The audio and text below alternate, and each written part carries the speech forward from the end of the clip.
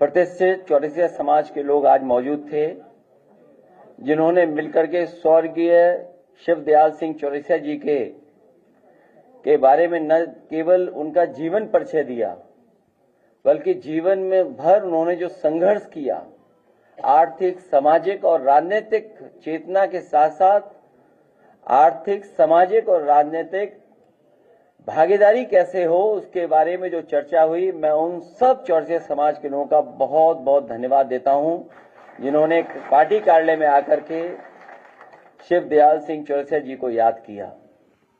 वहीं चौरसिया समाज ने संकल्प लिया है कि हम सब लोग मिलकर के अब पान पर चर्चा करेंगे।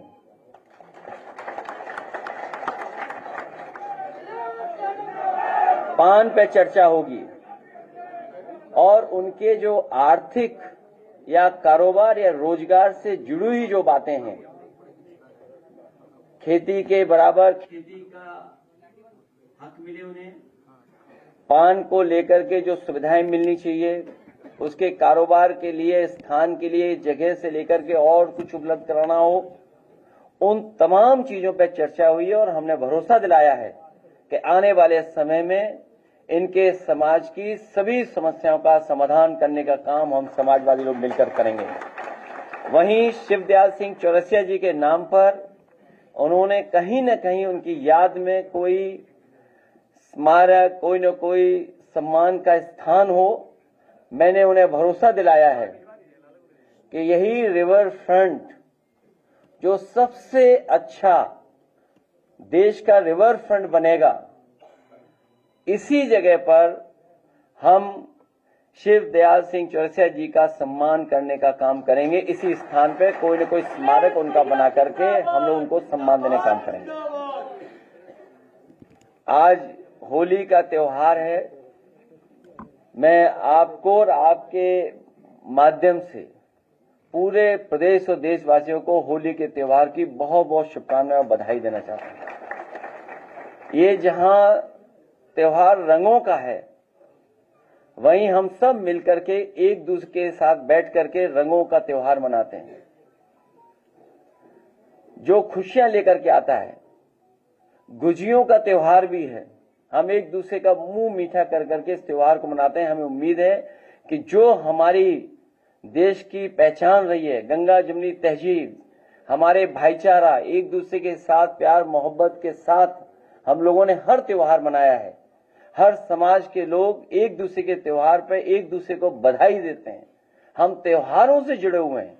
हमारे त्योहार के समय पर जो कारोबार होता है, उससे भी हम एक दूसरे से जुड़े हुए हैं। इस त्योहार की बहुत बहुत बधाई और शुभकामनाएं आपके माध्यम से मैं देना चाहता हूं। वहीं हमारे मुख्यमंत्री जी 30 मार्खा हैं। 30 मार्खा में इसलिए कह रहा हूं कि उन्हें 30 से बड़ा प्रेम है। मरे कितने? 30। कारोबार कितना हुआ? 30 करोड़। पूरे प्रदेश को कितना होगा? 30 गुणा 10,000 करोड़। तो ये जो 30 मार्खा वाला हिसाब किताब है, ये हमारे मुख्यमंत्री जी के अलावा और कोई नहीं दे सकता था। इसलिए आज चौरसिया समाज को मैं बधाई देता हूं, धन्यवाद देता हूं कि उन्होंने संकल्प लिया है कि पान पर चर्चा कर करके भारतीय जनता पार्टी का सफाया करेंगे।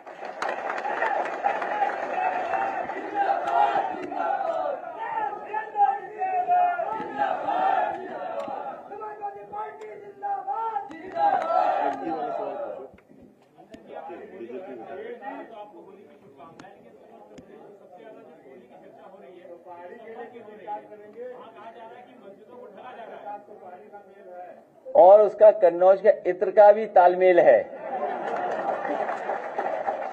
इस कारोबार को बढ़ाने के लिए हम लोग आगे काम करेंगे।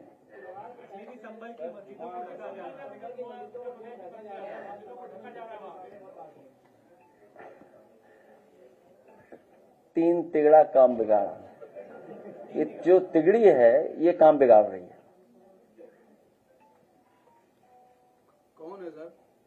आप खुद हिसाब लगाओ। 30 मार्क का कौन है? तीन।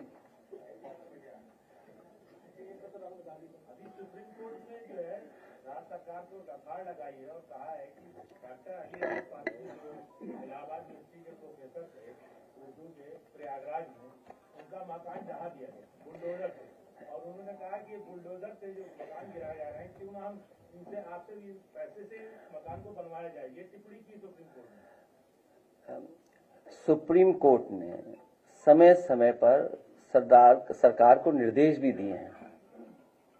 समय समय पर सरकार के खिलाफ सुप्रीम कोर्ट ने बहुत महत्वपूर्ण ऑब्जर्वेशन भी की है। उसके बावजूद भी सरकार मानने को तैयार नहीं है। अगर सुप्रीम कोर्ट कहे कि घर बनाना पड़ सकता है, मुझे उम्मीद है कि सुप्रीम कोर्ट न्याय देगा और आने वाले समय में जनता भी इन चीजों को देख रही है, क्योंकि जनता खुद महसूस कर रही है कि भारतीय जनता पार्टी की सरकार में संविधान सुरक्षित नहीं है। भैया जी विधायक केपी सिंह हैं, वो कह रहे हैं कि जो वार्ड बना दिए जाए मुस्लिम के लिए अलग अस्पताल। बहुत सी चीजों पर पर्दा डालने के लिए जानबूझ करके स्टेटमेंट दिए जाते हैं या दिलवाए जाते हैं। जहां मुख्यमंत्री जी ये कहते हों कि लाखों लाख जो नौजवान इलाहाबाद में सरकारी नौकरी के लिए तैयारी करते हैं, उनके लिए कह रहे हैं कि उन्होंने रोजगार दिलवाया है। मुझे कोई ये समझा दे कि सरकार ने कब फैसला लिया था वैधिक रूप से कि वो जो पर्सनल गाड़ी है वो कॉमर्शियल यूज कर सकते हैं, और फिर इसका मतलब तो ये हुआ कि अब नौजवान फिर 144 साल बाद रोजगार पाएंगे। जो 4 लाख नौजवान हैं, अगला रोजगार उन्हें मिलेगा 144 साल बाद। सोचिए, ये हमारे मुख्यमंत्री जी।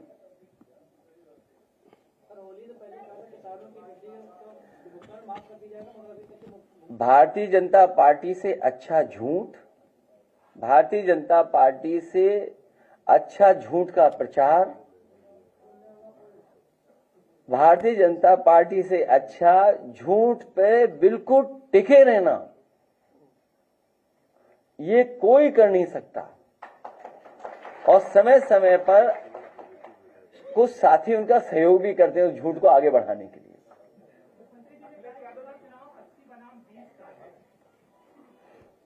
देखिए, वो गिनती क्या कर रहे हैं मुझे नहीं पता, लेकिन पिछड़ा, दलित, आदिवासी, आदि आबादी और तमाम हमारे अल्पसंख्यक भाई ये मन बना चुके हैं कि पीडीए की ताकत को और आगे बढ़ाएंगे।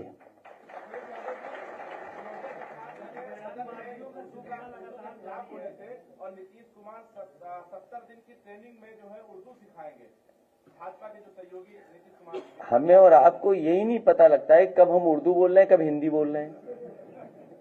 तो फिर उनसे क्या उम्मीद करते हो आप?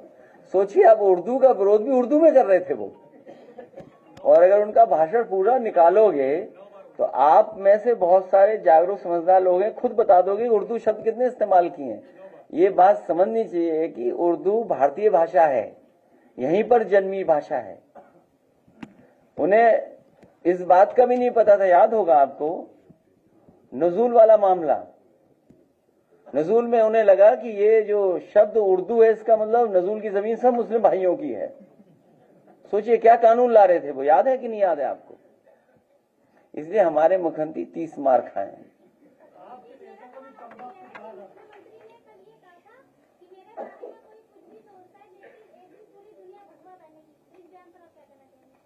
आप तो लाल रंग पहने, अब आप ही लाल रंग पहने घूम रहे, तो हम क्या करें अब इसके लिए? अब आप मुख्यमंत्री जी के सामने मत जाना।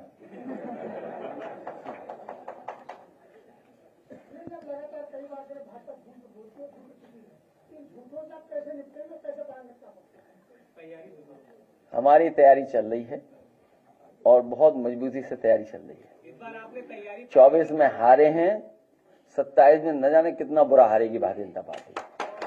और यहाँ बैठे हुए लोग भी हराने की तैयारी में हैं, यहाँ बैठे हुए लोग भी। मतलब वो तो है ही हैं, यहाँ वाले लोग भी हैं, आगे वाले सर, नहीं सब ये 3-4 रो में जो बैठे हैं। 27 में ही होगा सर कि 29 में? ये भी मतलब कंफ्यूज है अभी। कोई कंफ्यूजन नहीं है, सबको पता है 27 में। अजय जी, केतकी सिंह के बयान को लेकर आरएलडी मुखर हो गई, अपोजिट में खड़ी हो गई साथ में। देखिए, ये बहुत सी चीजों पे पर्दा डालने के लिए स्टेटमेंट दिए जाते हैं, बहुत सी चीजों को छिपाने के लिए।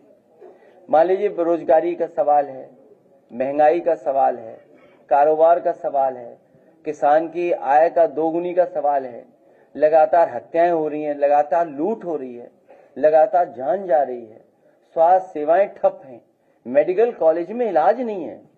क्या आप कल्पना कर सकते हो, मेडिकल कॉलेज में कहीं इलाज नहीं?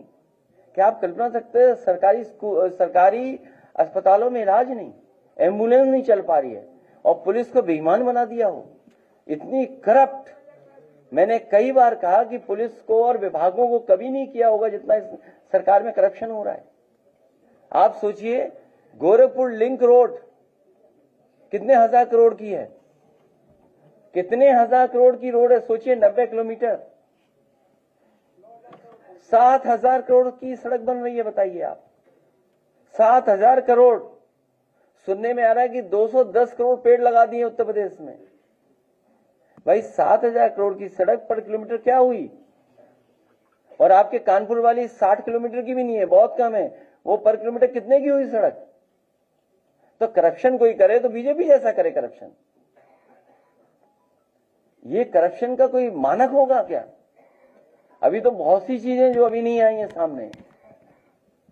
तो सबसे करप्ट पार्टी, किसान की आय दोगुनी नहीं, नौकरी रोजगार नहीं, महंगाई पे कोई नियंत्रण नहीं, निवेश कुछ हुआ नहीं, दुनिया में निवेश आपके देश में करना नहीं कोई चाहता। और शेयर तो इसलिए डूब गए क्योंकि विदेश के लोग या जो कारोबार करना चाहते थे लोग, वो अपना पैसा बाहर निकाल लें, क्योंकि वो देख रहे हैं कि भारत की इकोनॉमी अर्थव्यवस्था वो बेहतर नहीं हो रही है, मुनाफा नहीं हो रहा है। तो जब मुनाफा नहीं होगा तो क्या आप सोचते हैं? और आपका बाजार बिकने जा रहा है, पूरा बाजार किसी के हवाले कर दिया। अभी सुन रहे होंगे आप भी, एमओयू पहले इनसे फिर इनसे एमओयू, आपका पूरा बाजार, पूरा कस्टमर जा रहा है आपके हाथ से। आपके देश को वो कस्टमर देख रहे हैं, आपको बाजार की निगाह से देख रहे हैं। और ये जानबूझ करके, ये इनकी बीजेपी के लोगों की यूएसपी है कि किस तरीके से झूठा प्रचार किया जाता है। पूरी टीम लग जाती है उसी प्रचार करने में। वोटर लिस्ट को लेकर लोकसभा में बहस चल रही है। आपने भी 2022 के चुनाव में बहुत शिकायतें उसमें की थी कि लिस्ट में गड़बड़ियां की गई हैं, कैसे सुधारेंगे? न केवल वोटर लिस्ट में सुधार होना चाहिए, बल्कि सुधार इस बात का भी होना चाहिए कि जो वोटर है वो वोट डाल ले। बीजेपी ने तो नई स्ट्रेटेजी बनाई कि वोट ही न डालने दो किसी को। जब वोट ही नहीं पड़ेगा तो गिना क्या जाएगा? इसीलिए हमने अपने चौरसिया समाज के लोगों से आज कहा, हमारे पार्टी के नेताओं ने भी कहा कि सबसे पहले अपना वोट बनाएं। जो 18 साल से ऊपर हो गए वो वोट बनाना शुरू करें, अपनी वोटर लिस्ट को बेहतर करें। गेहूं की एमएसपी में बढ़ोतरी हुई है कुल 150 रुपए, हालांकि लागत ज्यादा है।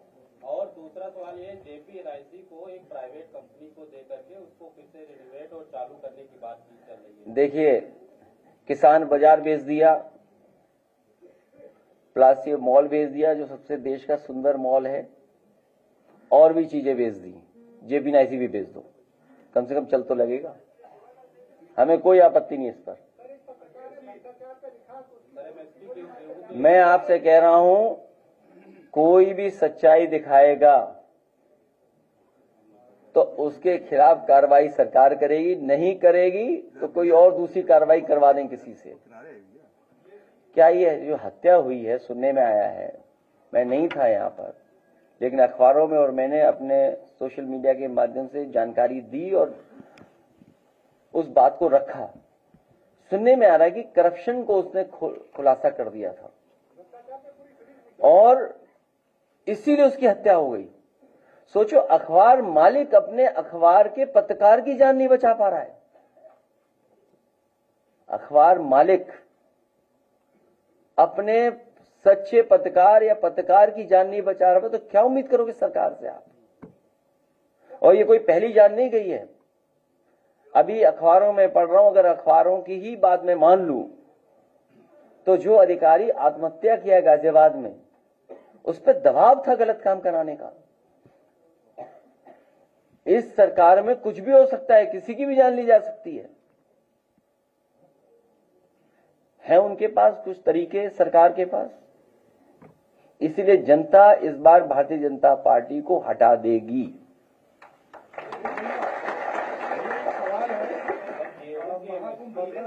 गेहूं की एमएसपी ये पर्याप्त नहीं है।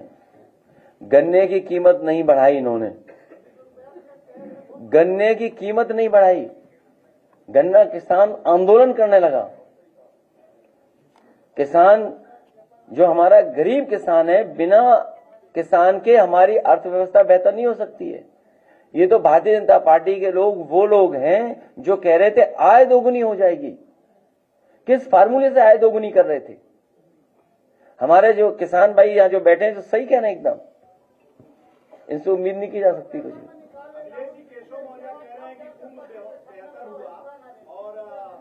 कोई गन्ने का रेट नहीं बढ़ाया इन्होंने और पर्ची में भी हेराफेरी कर रहे हैं।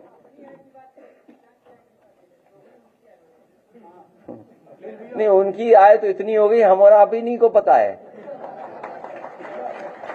ये दूसरों को बदनाम करने लगते हैं इनके माध्यम से, जो हमारे सामने लगे हुए कैमरे हैं। भैया भगदड़ के दौरान 67 नंबर तक के सब रिकॉर्ड किया गया, लेकिन अभी भी जो डेटा है वो ऊपर तक के सही नहीं पहुंचाया जा रहा, ये बातें आ रही हैं। देखिए, बहुत सी बातें इधर उधर हम लोग करने लगते हैं। ये जो साथी है ये कभी न कभी तो खुलासा होगा। पूरे प्रयागराज में कई सार्वजनिक स्थल पर, पब्लिक प्लेसेस पर, खोया पाया केंद्र पर लोग अपने लोगों को ढूंढ करके, परिवार के सदस्यों को ढूंढने आए, नहीं मिले तो उनके पोस्टर लगा दिए। और मुझे सुनने में आया है कि सरकार के इशारे पे जो पोस्टर लगाए गए थे वो भी हटाए जा रहे हैं।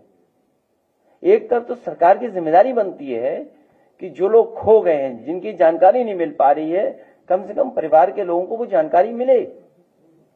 अगर सरकार नहीं कर रही है, वो स्वयं ढूंढना चाहते हैं, तो वो पोस्टर भी हटा दे रहे हैं।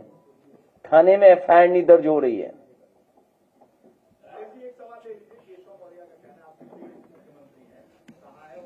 आपके प्रिय होंगे, आप विधानसभा में आर्काइव में जो पढ़ा वो पढ़ लेना, देख लेना एक दोबारा।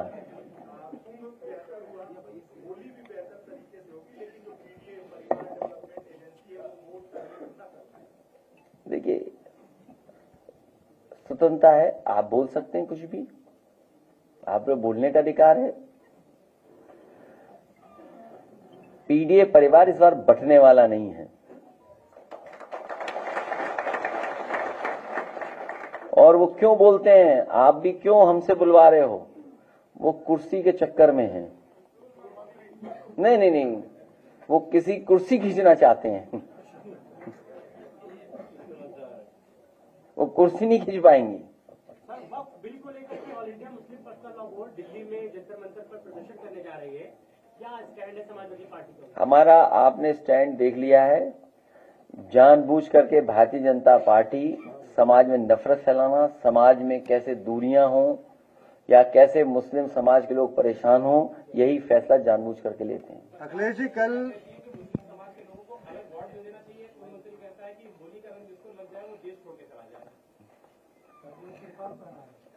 यहाँ बहुत सारे लोग होली का त्योहार पहले भी मनाए होंगे। होली का त्योहार कोई पहली बार नहीं आ रहा है। होली मिलजुल करके ही मनाई जाती है, ईद भी मिलजुल करके ही मनाई जाती है। हम लोग मिलजुल करके ही मनाते हैं। अभी हमारे साथ बहुत सारे मुस्लिम समाज के, अन्य समाज के लोग मिल करके चले गए हैं। मैं तमाम लोगों को ये कहना चाहता हूँ, बताना चाहता हूँ, अभी ये मुस्लिम समाज के प्रति नफरत फैला रहे हैं, आने वाले समय में पीडीए समाज के खिलाफ नफरत फैलाएंगे। हमें वो दिन भी याद है जब मंदिर धोया था इन भारतीय जनता पार्टी के लोगों ने। इन्होंने मंदिर धोया था, याद कीजिए आप लोग। मैं मंदिर दर्शन करने चला गया था तो मंदिर धो दिया था इन्होंने।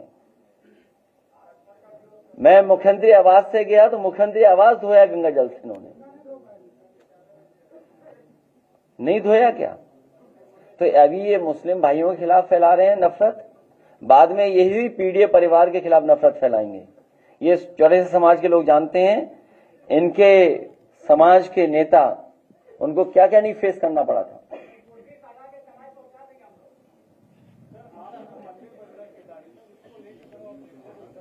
किसको ऑब्जेक्शन है? देखिए, दिल्ली के कहने पर देहरादून वाले लखनऊ के खिलाफ बोल रहे हैं, और आस्था पर एकाधिकार किसी का नहीं हो सकता। आस्था पर एकाधिकार किसी का नहीं हो सकता।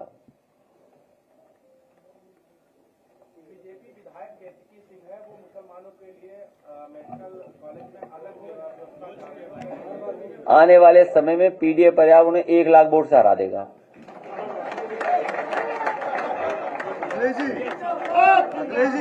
अखिलेश जी क्या चीज? ये जो 144 साल बाद रोजगार मिलेगा आपको। अखिलेश भैया, अखिलेश जी, मैं इसके साथ साथ बहुत सारे चौरासी समाज के लोग समाजवादी पार्टी में शामिल हुए, उनका मैं बधाई और स्वागत करता हूं। इसी के साथ साथ एक नौजवान साथी समाजवादी पार्टी की विचारधारा और समाजवादी पार्टी में शामिल होकर के काम करना चाहते हैं, विवेक जी, उनको भी मैं बहुत बहुत बधाई देता हूँ। ये दे देंगे।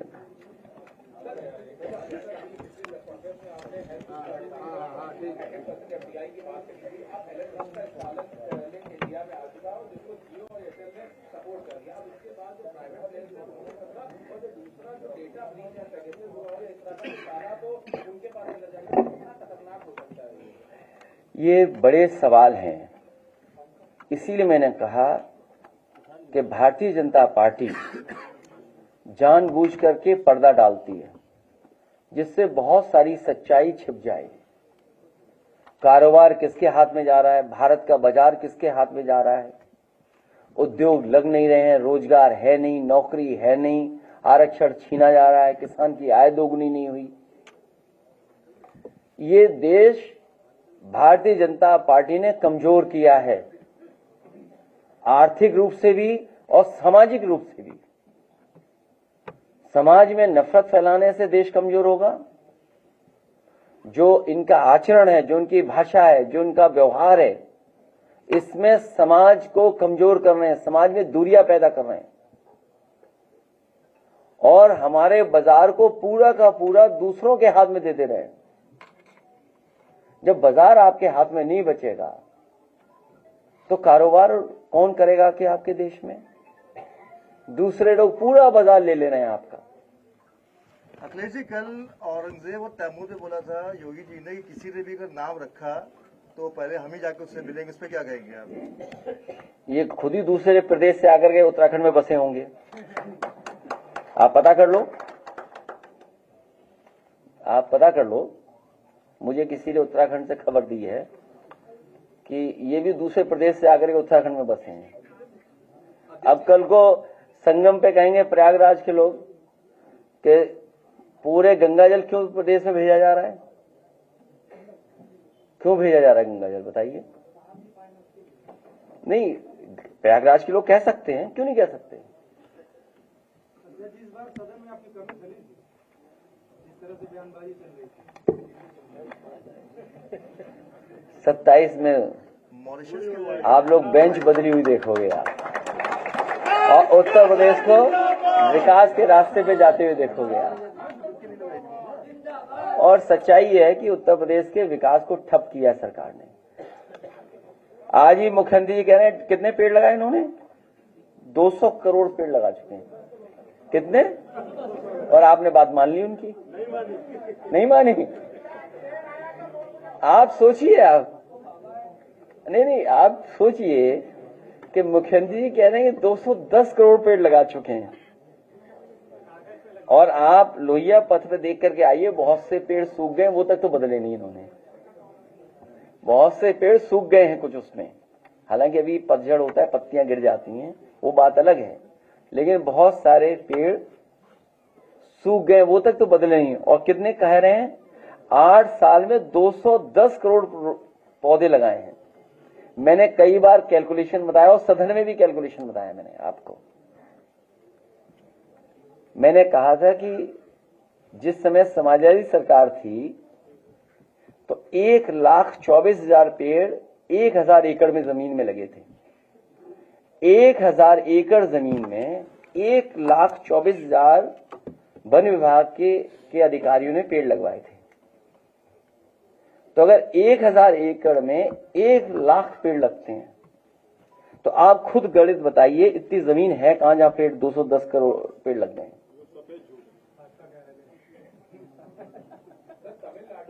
सोचिए आप।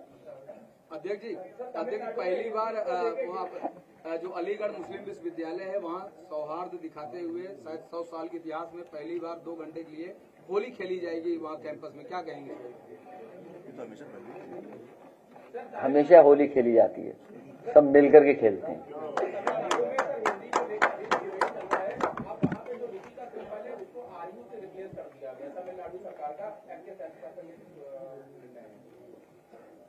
समाजवादी पार्टी सभी भारतीय भाषाओं के पक्ष में है।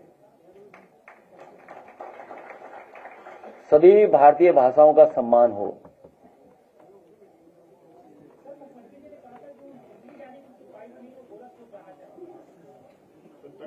अपनी विदाई का खुद ही गाना गा रहे हैं। पहले व्यक्ति होंगे जो अपनी विदाई का खुद ही गाना गा रहे हैं। क्या सच है ये बात?